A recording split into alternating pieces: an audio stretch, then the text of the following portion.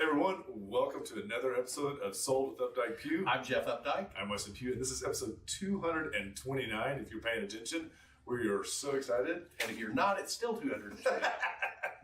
And we thought that in the first 5 minutes what we would do is go ahead and take a look back about what we did over the weekend. Jeff, you want to start? Well, let's see. This was obviously first weekend of Pride weekend here in Dallas. I went to a drag show. Actually, ended up at one Saturday night, and then I ended up at one Sunday morning. This is the Sunday morning crew. Good for you. We had such a great time. The performances were absolutely spectacular. This is Corey and Megan singing along with one of the songs. We really had a fantastic time, and the performers were out of this world good. These are not necessarily local people. One of them, it was on RuPaul's Drag Race. Really? One of them, Saturday night, was also on RuPaul's Drag Race, and she knocked it out of the park. What was your favorite song they did? Oh, my gosh. I caught him off guard. I can't even begin to tell you. I don't know. Well, while Jeff was having a really great time with the drag, which sounds amazing, I was actually having fun with my family. This is my siblings, Chrissy, and my brother Wyatt, and myself. We were actually there for Cole's graduation. So we had all gone down to Abilene. Long story short, just made life a little bit easier for us to head down that direction. We had a great time. We rented a really amazing house.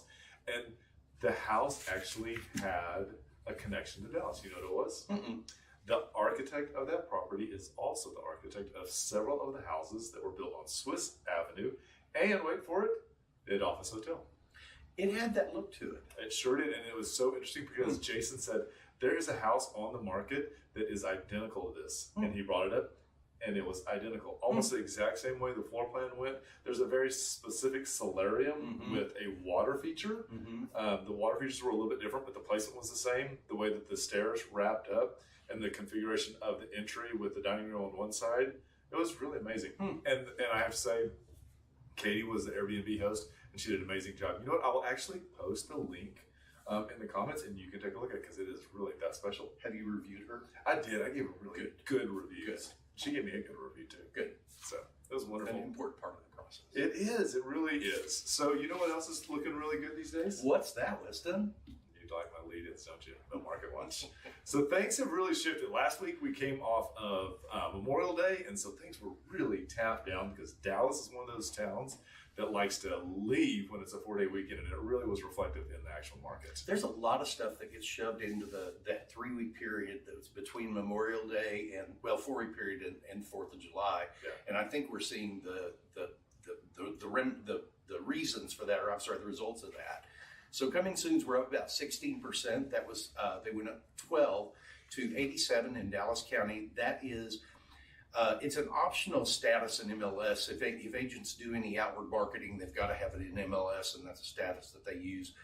New active listings were up about 19% last week to 489. And option period is the first status that the property goes into when it goes under contract. And those were up 13% to 360.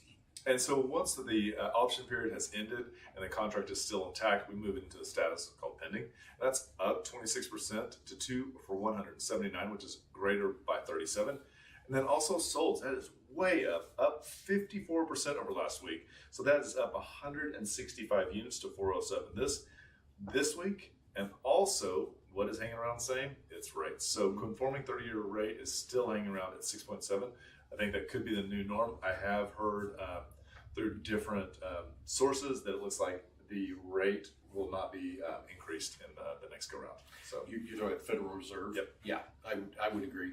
And I think what we'll also see, rates settle back down a little bit now that the debt ceiling issue is resolved. Yes. Uncertainty makes those markets go nuts. And now that has been solved and that's been signed and that implemented, I think, that is an example of last week's business, and I think next week we'll see the example of this week's business with them going down some. Absolutely. And it was, I meant to actually bring the photo. I'll bring it next week. But when we were on tour this week, we were touring a home in North Dallas, and I thought they had done one of the most interesting things. They had, I won't say converted because this house they probably didn't convert, but it would be a really easy thing to do. If you have a media room and media room's not the thing for you, they actually turned theirs into a golf driving range. With the technology that's out there today, it was really simple for them to put this together. They also had a Peloton in there and a rowing machine. It made a lot of sense for that space. It really did. It was a lot of space that would either nowadays go unused or would have a media room set up in it. Right. So few people would actually use it. And I can see like downsizers loving that, or I can see like a very athletic family being all in on that. That'd be a great way to get going. So It really would. well, let's take a look at this house. Which house are we going to talk about this week? So we're going to talk about 3830 Northaven Road. This is one of our newest listings, and this is a showstopper of a home. It is in a great neighborhood. It's just around the corner from me. This is a super easy to get around to neighborhood. This is probably one of the first suburbs of Dallas, and it was still south of 635, but as you can see, you have really great access to both Midway, Marsh, and the toll road, of course. 635 makes things so much easier these days. You can jump all the way on that and transfer over. Multiple toll roads as well that connect. There's a 183 express lane that can get you to Fort Worth, I would say roughly in 25 to 30 minutes, and it is worth every penny given the fact that the mid-cities can get super crowded now. And this neighborhood is really part of Dallas's long history. This was all part of the Cox Farm, and you know where Cox Road is. So this was part of the Cox Farm, which was one of the large land tracts that was granted for settlers that first came here. And then it was broken off in 1954 by a couple of developers named Robert Gump and William Gaynor. And they started this development. A really interesting fact is in 1954, the annual showcase of new homes by the Dallas Association of Home Builders had they featured 20 of the homes on Pinocchio between Royal and what is now Sleepy Lane. And it was so successful that they did it again the second year. The first year they had over 100,000 visitors. In what year? 1954. That's a lot. It was a lot for the time. That is. And what we like to do is also point out what's of interest for locals, because a lot of people, when they're thinking about moving to Dallas, want to know what there is to do. And so one of the great restaurants over there is Dunstan's Steakhouse. And this is is this the original Dunstan's Steakhouse, Jeff? I the one on Harry Hines? I think the one on, I'm unsure. I think the one on Harry Hines is newer. This is a great one. It is an easy restaurant to go to. What's really funny is people that are familiar with the restaurant know there's the back entrance and a front entrance. And so you park in the back and come in the back. It's so much easier. The bar is the best area. That half is the best area to seat in. But you know what they did with one of the dining rooms? They converted it to a lounge. And it is an excellent lounge. And it's so funny because we were talking about the lounge to some friends, and I said, yeah, it's just Amarillo chic. And everybody got so tickled. And people that were not from Texas were like, what does that even mean? I was like, we just have to go check it out, But it's a great place, great steaks, add shrimp to everything. I love that. One of the really other great features of the neighborhood is Withers Elementary, and this is a DISD school, public school. The neighborhood has probably over the last, I would say, 10 to 15 years, has really rallied behind this school. They've got a lot of parental involvement in it, and as such, it has become a very, very sought after elementary school. This is probably as sought after as Lakewood Elementary is. And in this area, it's Withers and Nagoya, and this one actually you can walk to. It's that close. And speaking of, you can't quite walk here, but you can get to the Inwood Forest Shopping Center, and this is really important because again, when people move to town, they want to know what's in the area, and this is, I think, 2.2. Is it 2.2 miles away? That's probably about right. Yeah, 2.5 miles, which is 6 minutes. And this is up there right at Inwood and Forest. And there is the place to get your car washed. There's Streets Chicken. There's a Home Depot. There's a Chick-fil-A, Taco, our Tacos, Republic, and a great sushi restaurant all in this little area up there. You know what the latest thing that's opening up there is? No. It's Jonathan's Cafe. And it's the Like Jonathan's from Bishop Archie? Yes. It is his newest cafe. It is in a building that is back behind the car wash. Yeah. And you'll see that it's been painted green, I think. It used to be a restaurant called Dell's Cafe or something like that for a long time. It's probably been there since the 50s, I would guess. That's going to go over like gangbusters. It is. That is a great get up there. Great location, building's great, his food's fantastic. It is. That's going to be a great go-to. It will be on the rotation very soon. So anyway, gives you a really good snapshot of what there is to do in that area. And there's so much more, but let's go ahead and start talking about this house. So this is 3830 Northaven Road. This is a 3-bedroom, 2 full bath, 1 half bath, 2-car garage built in it's 2,360 square feet. I did neglect to mention that this does have an office in addition to the 3 bedrooms. Yep, and it sits on just over 1/3 of an acre and has been renovated to the nines. Now, this is a mid-century modern house, and a lot of times buyers don't quite understand how important it is to stay within that vein, but this homeowner has done a great job. He really has, or they really have. The lighting, some of the lighting they brought in, from Artimity, I can't remember. Cartel was another one. It fits this home spectacularly. They also have many of the cans that are on a hue system, so they can change colors, they can change the environment. It really can become a different home depending upon what you want for it. But the great thing about the home is that as finished out as it is so livable. And so, these guys have 2 beautiful dogs, and the house looks like this all the time. Great art. One of the things I want to point out is that is Heath ceramics that was sourced from the group out in San Francisco that they used there on the fireplace. I believe it's called Persimmon. And you'll see that it's been used in a couple of the guest bathroom and also in the master bathroom. It's a really great touch, and it also harkens back to that mid-century modern design. And this is really an open floor plan. You walk in the front door, you can see all the way through the back if you want, all the way open to the kitchen. Great living space, very flexible. The fireplace and the TV, I think, become really great focal points for this room. But you've got, so much room for that huge dining room table. The other thing too is like this is how it was shot. We hired a photographer that really works with the natural light in the house, and that is one of his big calling cards. And as you can see here, we did have the lights on, but the natural light that is in this home is amazing. This is a really great. We're going to get out there to this outdoor space. It's amazing. But this kitchen, they did a superb job on the renovation of this. They really did. The tile on the backsplash and how it flows down to the front of the island, it really works well. And you've got seating there on the island. You've got the openness into the living room, built-in, the stainless steel appliances that are going to stay. It's such an easy room to cook in. And I got to point out that there is space for 2 or 3 people to cook in here. This is a great example of that. Mm-hmm. The space between the island and the actual sink gives you plenty of room, so you're not bouncing into each other. So well thought of. And again, here, this is a grid pattern with glass and the petrol colors, and it is a perfect go-to with this house. And as you can see, when we pivot back around, great island, perfect for seating. And as you can see there on the far right-hand side, we've got a really great little bar that's started in. Here's a nice shot of that. I love that accent tile on the back of that. And the way the corner shelves fit in, it's perfect storage. It is. So this is going to be the bathroom down the hall. This is the first bathroom. This is a powder bath. And as you can see, they've spent the money on these mirrors to bring them off. And this is the first guest bedroom. And these are really nice sized bedrooms. The guest rooms, I believe, have both have queen size beds in them, but they're really large. This is the bathroom for the other 2 bedrooms. I do like the fact that they still did the dual sinks in it. This is the other guest room that I said, the room size is still really very large. Great walk-in closets. And this is the master.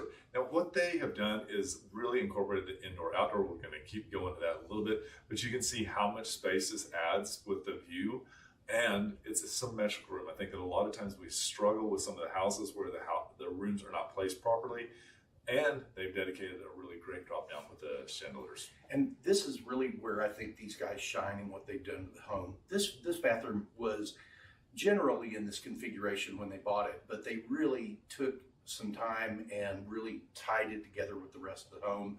Again, they brought the Heath tile back in there, the sculptured tub, the lighting, the globes over the lights, everything just fits so well. And we did photograph it, but that closet is pretty amazing. It really is. So let's swing outside, and we've got so much area out here to entertain and enjoy. One of the things they did was they kept up with this tile and did a great outdoor kitchen space, as you can see right there. But this allows us to turn around, pivot, and you can look both on the left-hand side, you see the living room, and on the right-hand side, you can see the master bathroom. And here you can see the actual bathtub. So those all have telescoping or cascading doors on them that slide open. And so you've got this real great inside, outside. They've replaced a generous amount of the decking around here with newer decking. You will notice around the tree that is a step up just a bit, and that was what was recommended to do by their arborist, or they would have replaced all of it. And they've gone ahead and hung the really cool industrial lights as a way to really focus on this dining space. And as you can see here, it does play into both the dining room, and there's a fire pit as well. But this is a great space because it also has a little green space over there. So if you've got a little four-legged friend, you've got plenty of room for them. This is a really great shot because it highlights how important these trees are and how their canopy acts and participates. Here's a really great shot of this amazing fire pit. One of the great things is that both the fire pit and the outside oven have separate lines ran to them. Yeah, and that natural gas lines. So it really makes it easier for those to operate. I'm so excited about this house. It's a 3830 Northaven Road, 3-bedroom plus a study, 2 full bath, 1 half bath, 2-car garage. It's a little over a third of an acre, built in 1963, 2,300-ish square feet, listed at $1.4 million, which is about $593 a square foot. Yep. So if you would like to take a look at this house, let us know. Click on the comments. You can get our contact information there. Scroll through some of the photos that we didn't have a chance to look at. Share it with your friends and family, and we'd be happy to make that happen. And with that, we'll be right back. Did you know there are a lot of ways you can keep up with us? For starters, every Wednesday at noon, we host Sold with Updike Pew, live from our Facebook and YouTube channels. Our show is dedicated to featuring some of the best homes in the Dallas market and about sharing timely information about market trends. But don't worry if you missed the show, because you can always listen to them on SoundCloud, iTunes, and Spotify. Still want more? Follow us on Instagram, where you get a first-hand look at what it's like to be a realtor. It's not always previewing homes for clients or getting them ready to go live in MLS. Lastly, visit our website and you'll be able to create a custom home search tailored specifically to your wants and needs that's timely and accurate. Whether it's square foot, location, or the neighborhood, we have you covered. If you'd like to know how much your home is worth, we can help with that too. Just visit homeprice.fyi, enter a few pieces of information like your home address, and we'll email you a price. When you're ready to talk real estate, you can reach us online, by phone, or by text at 214-377-2223. And remember, we want to be realtors for life. Hi everybody, welcome to the second segment of Sold with Updike Pew, episode 229. I'm Jeff Updike. And I'm Weston Pugh. Today we thought we would talk a little bit about why real estate is still considered the best long-term investment. So what's number one? Well, let's jump right in there. Potential for appreciation. And this is something that if you've been in the Dallas market in the last, 5 years, but especially in the last 24 months, you know a lot about right now. It has appreciated so much faster that there were times when people were saying that the amount of money that they could make on selling their house was equivalent or greater than an entire year's income. And that is a lot of money. It is. And you know, I feel like I've lived here since the 80s, and I feel like our cost of home ownership and rent we were so spoiled for so long. Yep. And, you know, our city became a much more mature city, let's say from 2000 to 2005. And then, you know, the economy tanked 2007 to 2012. We saw what happened there.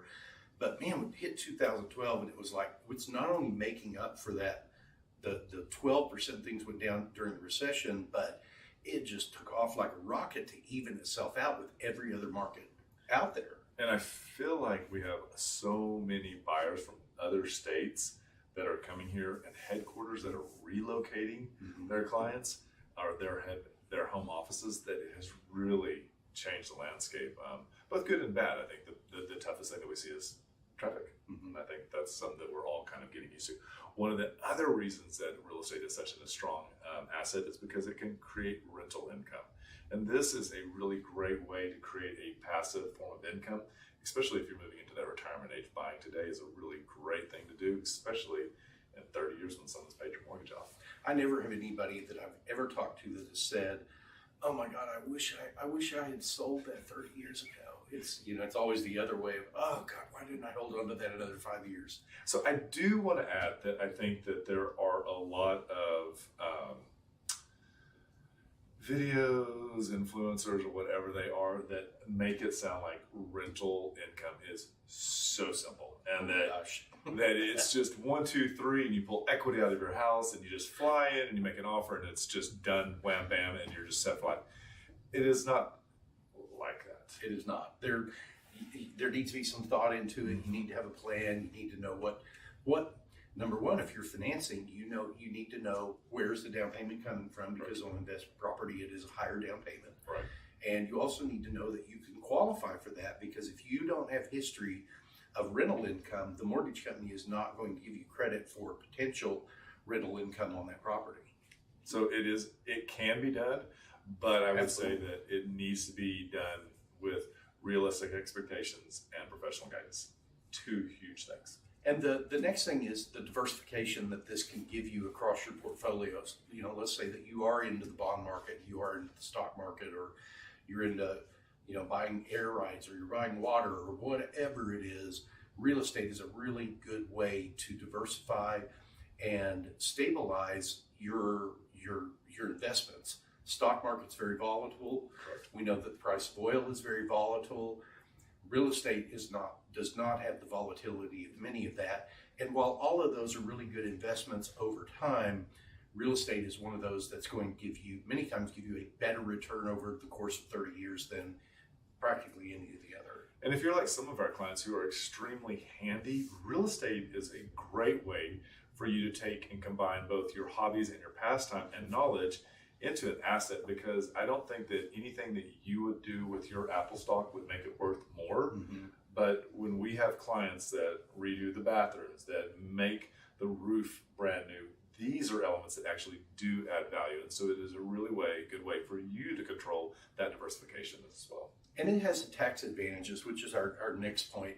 The tax advantages on this are probably not what they were 20 years ago, but they are still really good. It is an investment that is treated much like a small company for you, because you do get to take your income and subtract away what your expenses were for operating that property, and then the money that you make at the end of the year is taxed on a little bit different scale than everything else.